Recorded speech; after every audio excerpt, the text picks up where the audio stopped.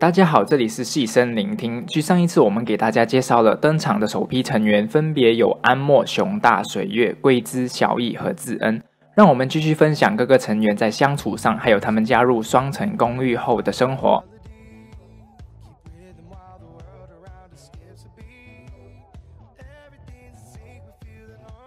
第2周的一个早上，熊大已经在厨房做起了早饭。水月问熊大做了什么料理，熊大回答说做了汤给还没起床的大家。熊大突然问水月，安莫没化妆的样子会丑吗？水月说不会，安莫没化妆和化了妆的样子其实没差。熊大听了一脸失望的表示说，如果安莫没化妆的样子是丑的话，他就可以取笑安莫了。这边这位朋友到底在说什么呢？相信不少的观众和水月也和我们一样不太明白熊大为什么要取笑安莫。回到家的全体成员都聚在一起，智恩向大家说起了熊大带来了一堆熊猫娃娃，还提到熊大会放在枕头两侧，偶尔还会亲那堆熊猫娃娃。安莫知道了便很诚实的说，感觉有点可怕。看到女生们嘲笑着熊大，为了不让熊大独自尴尬，智恩对女生说了那对熊猫娃娃是真的非常可爱。这里看到了智恩做出男生们的互相照应，来 cover 熊大的尴尬。结束聊天的环节，还不想睡觉的智恩、熊大、水月和安莫来到了娱乐室。娱乐室是给他们看电视剧或看电影的房间。这时熊大终于看到了没有化妆的安莫，熊大直接对安莫说，没有化妆的你好像没有什么变化。原本应该听起来是称赞的话，结果熊大却说希望安莫你是个丑女，那样的话就可以取笑安莫了。不难发现安莫的脸色已经有一点僵硬了，这个熊大说话怎么不拿捏好分寸啊？难道他不知道女生是不喜欢被取笑样子难看的吗？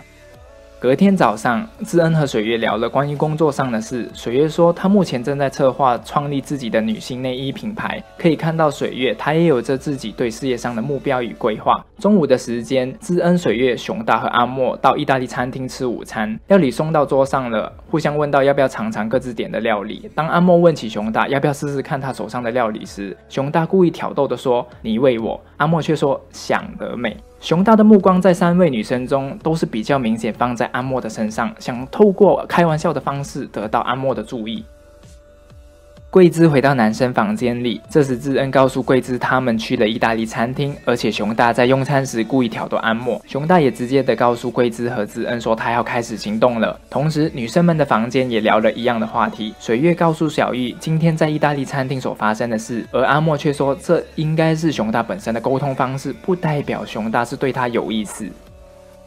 这天早上，智恩、小艺2人坐下来也聊了起来。智恩对小艺说，虽然他不常待在家里，但是回到来后也不会感到很陌生。这句话是想要表达给小艺知道，他是个可以配合大家，也很容易融入大家的人。小艺告诉智恩，他还在适应着跟大家相处的环境，很多时候他还是很紧张的。智恩问小艺最近有什么事想要做的吗？小艺回答智恩想要出去走走。智恩就在这个时候主动邀请了小艺一起出去。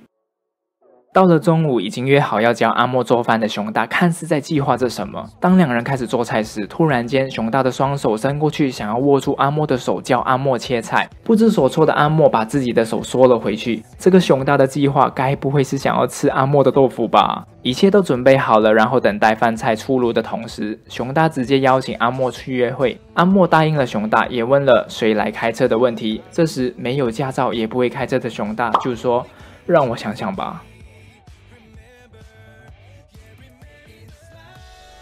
结束晚餐，大家聊的话题是属于各自的目标。小玉说自己的目标是进入曲棍球国家队，熊大说自己休学后就去了东京，打算开始烹饪培训。原本以为一切都会顺心如意的熊大，到了东京后才发现他本以为的一切都非常的艰难。到东京前的熊大都是在用奶奶给他的零用钱，在东京慢慢变得身无分文，想要花钱的熊大就自作主张的擅自刷了他爸的信用卡。目标清晰的水月对熊大表示，如果要独立，就要勇敢采取实际行动才能办得到。这番话对于很多年轻人来说都很值得听进去，因为我们都在学着长大，学着独立。这天晚上，全员集合在客厅，桂枝分享了自己的滑雪影片给大家。她开始分享说，其实自己有想过单靠滑雪的赞助是无法长时间维生的。随着年龄渐长的她，希望能让她爸爸安心。由于桂枝的爸爸近期检验出身体出了状况，这让桂枝意识到爸爸老了，身体也出现病症。所有人离开了客厅，剩下熊大与桂枝继续聊天。熊大告诉桂枝，他的奶奶最近也有了心脏病，因为听到了桂枝刚说的那番话，不禁让他有了不想让家人担心的想法。熊大提到了自身是来自于单亲家庭，来参加双层公寓是希望可以证明给他爸爸和奶奶说他是可以独立的，可能呼应了桂枝刚提到爸爸的话题，亲情的话题触碰到了桂枝的心。这时桂枝眼角的眼泪也忍不住流了下来。第二天的早上，小伊带了桂枝、安莫和水月到他爸开的荞麦面餐馆去用餐。桂枝问了小伊，他的妈妈有没有在餐馆内。小伊告诉大家，他的妈妈在他小学5年级的时候已经不在人世了，在那之后都是他的爸爸独自抚养他和妹妹长大。画面看到了穿上曲棍球运动服准备训练的小伊，非常帅气，加上他认真和队友一起打曲棍球的模样，只能说认真的女生可以比男生还要帅。训练结束后，小伊和教练谈了起来。小伊告诉教练说，在接下来的比赛，他真的很想和队友一起取得胜利，也一起晋级。小伊因为想到如果队伍无法晋级的话，会面临离开队伍的结果，不想要这个结果的小伊说着说着也哭了。可见小伊真的很爱曲棍球，也很爱他目前的队友。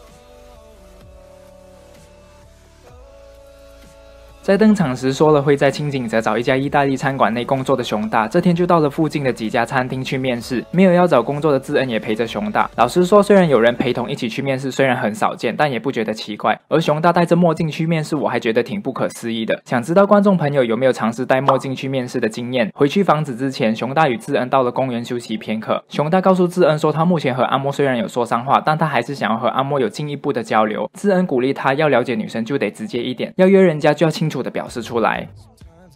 到了晚上，只有阿莫、智恩和熊大3个人在娱乐室的时候，受到智恩鼓励的熊大主动向阿莫攀谈。熊大问了阿莫的目标到底是什么，因为阿莫虽然想往模特儿领域发展，但是还没有一个具体的想法。还没回答熊大的阿莫把手挡住了自己的脸。这时熊大与智恩发现阿莫在哭了，很快缓和情绪的阿莫说，其实自己也不知道想做什么，希望除了有模特儿以外的选择，表示自己一直在想，可是怎么想都没有答案。也因为这样，阿莫自己感受到非常压力。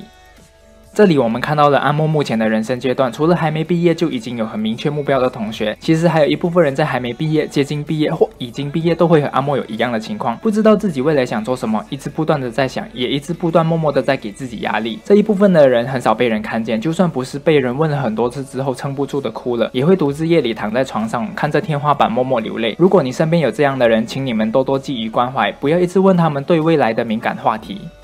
桂枝知道阿莫因为刚刚的话题哭了，桂枝劝说熊大，或许他不是故意惹阿莫哭，但是希望熊大和阿莫道个歉。熊大听了桂枝的话，去到了女生房间，诚恳地向阿莫道歉。阿莫微笑地接受了道歉，也表示自己没事了。隔天的一个下午，熊大、智恩、阿莫和水月约好了到购物广场去。2位男生在离开前已经有了一个计划。智恩主动支开水月，让熊大和阿莫能够独处一阵子。熊大希望能够借此这个机会再约阿莫出门。为什么上次明明已经问了，这一次还要问多一次呢？因为熊大不希望上次的邀请令阿莫误会是一群人出去的。熊大想要声明是2个人的约会。没有拒绝的阿莫也答应了熊大2个人的约会邀请。不知道是不是因为昨晚熊大诚恳的道歉，阿莫打算给熊大一次机会。那如果说熊大没有因为桂枝的劝说而去和阿莫道歉的话，阿莫还会接受熊大的邀请吗？你们觉得呢？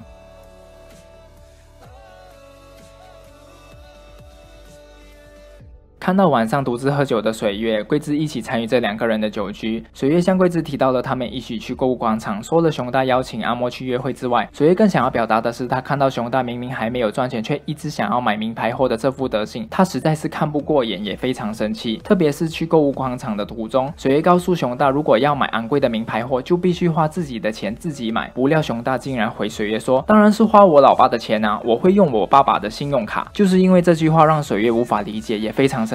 这与熊大之前所说的要独立，而且不想让奶奶和爸爸担心的这番话是2回事。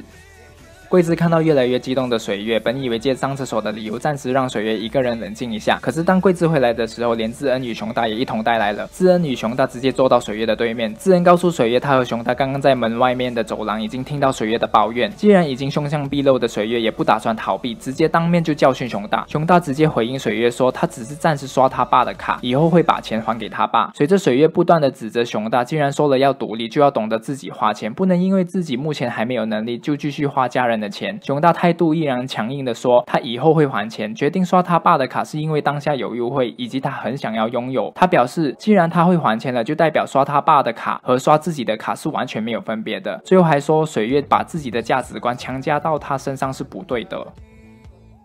无可奈何的水月最后留了一句话：抱歉，是我太投入了，便走到桂枝身旁去。见到如此进退两难的桂枝也说话了，他告诉熊大，由于目前还没有工作，大家不想看到熊大越来越辛苦，才无法不为他的处境担心。既然表明来参加双城公寓是为了独立，那就应该以行动证明，并且不要再让家人担心。听到了桂枝的劝说，熊大没有改变说辞，也依然坚持大家的价值观不同。无奈的桂枝只好以水月的建议绝对是有帮助作为 ending。这时喝了很多的水月，因为情绪涌上心头，用双手遮脸哭了。其实整个局面可以看到，桂枝和知恩一直帮忙缓和气氛，不过依旧是和水月站在同一阵线上。这天，桂枝和熊大一起去滑雪，特别给大家看一下几个桂枝滑雪的画面。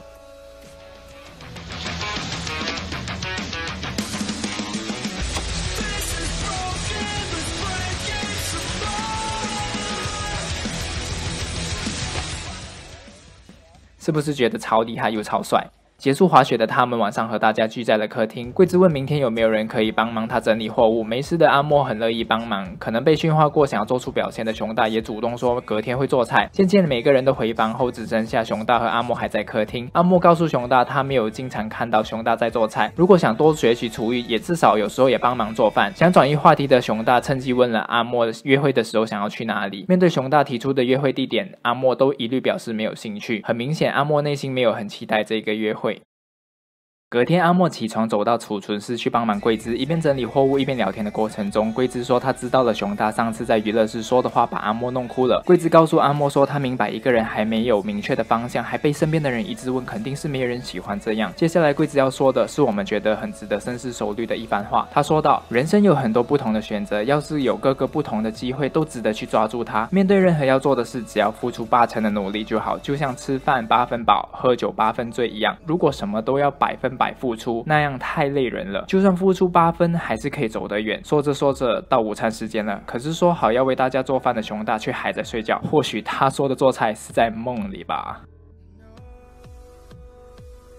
来到知恩与小叶一起约好出门玩的这一天，两人来到草津温泉去泡足汤。这个地方连旅行青蛙都到过，你看。两人一边走走看看，还拍照，互动不但不会很尴尬，反而很可爱。直到泡脚的时候，知恩对小伊说：“我知道你一般都不会对人敞开心扉，是个内向害羞的人，但你害羞的样子其实很可爱。我会等待你对我敞开内心的时刻。”哇哦！听到这句话，连是男生的我也觉得有点 sweet 甜甜的，很期待他们下次的约会还有进展。